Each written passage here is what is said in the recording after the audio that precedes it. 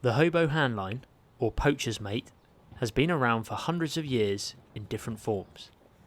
Traditionally, fishing rods were quite cumbersome and not ideal for long distance hiking. The handline, a far more portable option, takes up much less space in a backpack, and it can contain all of the gear that you need in just one item. Here are 3 different handlines that I use. The first one, made on a lathe, features a comfortable ergonomic handle with a removable storage cap on top, where I usually store small lures and hooks. At the base of the handle, I created another storage space under a cap which I made using a screw and cork from an old wine bottle. Inside this compartment, I keep my fishing weights.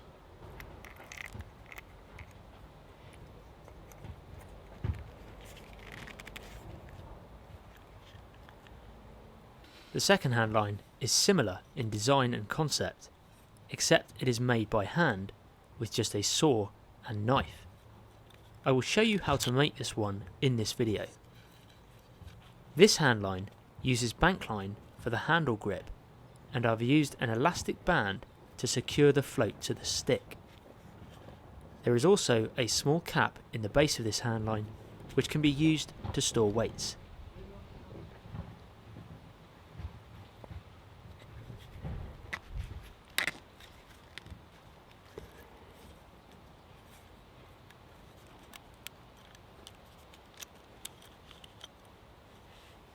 The final handline has been made from a simple plastic container.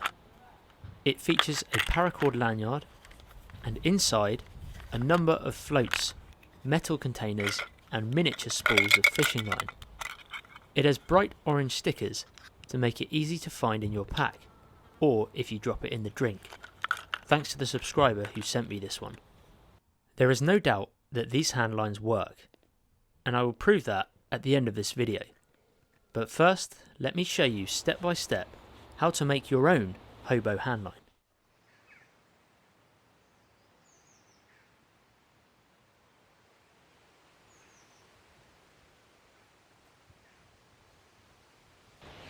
You can make a Hobo handline from either green living wood or dry dead wood.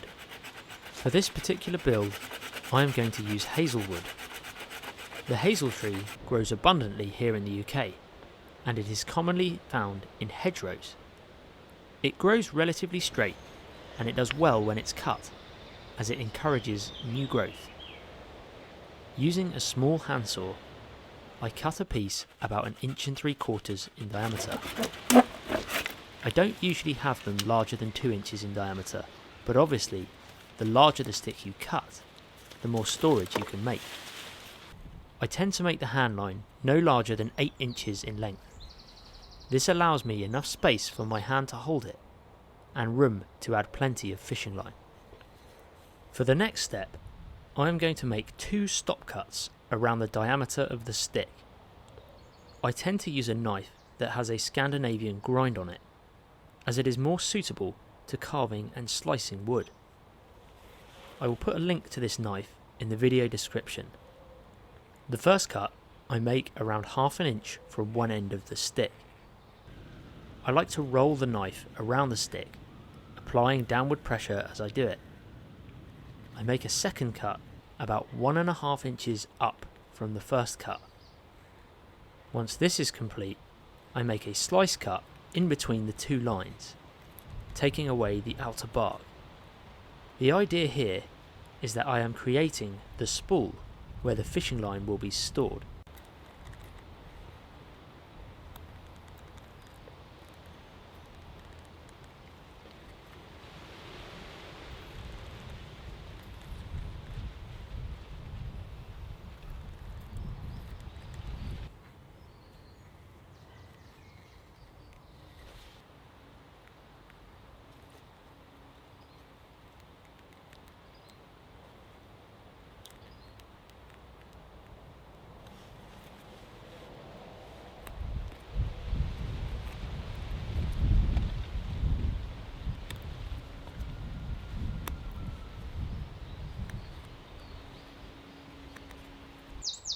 Once all of the bark is removed, I like to round off any rough edges so that the fishing line will sit flush against the spool.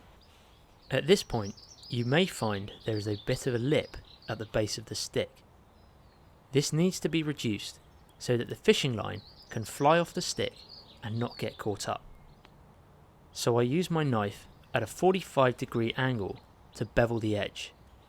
It's important to be aware of knife safety, especially if you are cutting towards yourself.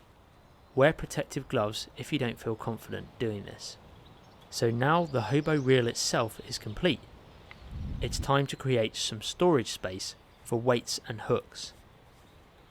You can use the same knife you were using for the main body of the reel, but I prefer to use a smaller wood carving knife with a more refined profile. Again, I'll put a link to this knife in the video description. I start by placing the point of the knife in the centre of the stick and rotating it on the spot. Once the knife point begins to bury into the wood, I tend to rotate the knife at more of an angle to widen the hole. I leave a few millimeters on the edge so that it doesn't weaken the wood. Now it's time to add a cap. As I am using green wood for the hobo reel, it is likely to shrink when it dries. So I make the end cap out of dead wood. That way, the main body of the hobo reel will shrink around the cap, creating a tight seal. For the end cap, I am using an offcut from a dead apple branch. In order for the cap to fit, I need to reduce material on the end by making a number of slice cuts. I use the tip of the blade to smooth off any rough edges. But you don't want it totally round and smooth, otherwise it won't seal as tight. Once the cap is screwed on, I will leave it in place for a week or two, so that the hazel body of the hobo reel will shrink around it. And now it's time to add some fishing line. Normally, I would use 4 to 6 pound monofilament line, but as I take this sea fishing, where the fish are generally stronger, I tend to use 12 to 15 pound line. I begin by tying a stop knot and cinching this up at the base of the spool. I then gently rotate the stick, making sure the line is spread evenly. Once I have created the first layer of line, I wrap it around much faster.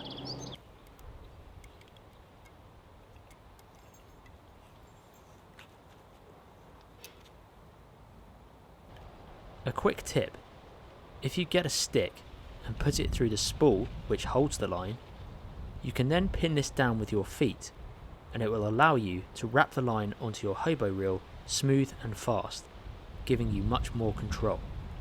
Once the spool has been filled, cut the line and use a piece of duct tape or electrical tape to secure it to the spool and stop it unravelling. For the final stage of the hobo reel, I am going to make a grip for the handle.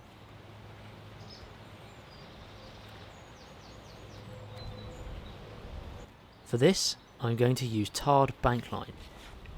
In this particular piece, I will be using number 18 bank line. The outer coating of this bank line has been tarred, which makes it grip well. It also means that when tying a knot, it is less likely for the knot to slip. But you can still use other material, such as 550 paracord for this. I begin by making a large loop over where I am going to make the handle. I then carefully wrap the remaining cord around this loop, pinning it against the handle. As I work my way towards the top of the handle, I make sure that the cord does not cross over itself. Once I get towards the top of the handle, I feed the cord through the loop. At the base of the handle, I have left a tag end. By pulling down on that tag end, it will cinch the loop down, and if you pull it further down, you can bury it under the layers of bank line to ensure that it will never slip. To finish off, I tie a small overhand knot at the top end, and then cut the remaining cord off. And that's it, a hobo hand reel made from a hazel stick and a few simple tools. To finish off, I like to secure the float to the hobo reel using an elastic band. So just how effective are these hobo reels? A few years ago, I took one down to the coast with me to see what I could catch. I was fishing off a 20-foot cliff face, which was going to be really challenging, especially with a handline. The wind was also strong, making the water choppy. So rather than use a float, I was going to have to pin the bait down in the water so that it wouldn't float off into any snags. The largest difference of a handline compared to a fishing rod is the ability to strike or set the hook. With a fishing rod, you can strike faster and harder, but with a handline, it is so much more rewarding. There are different ways of casting a handline.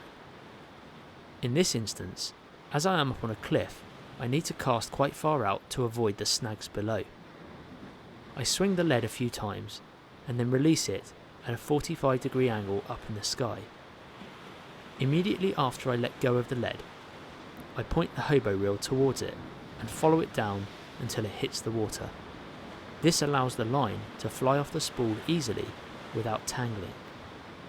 I should note that this type of casting should not be done if there are people near or around you.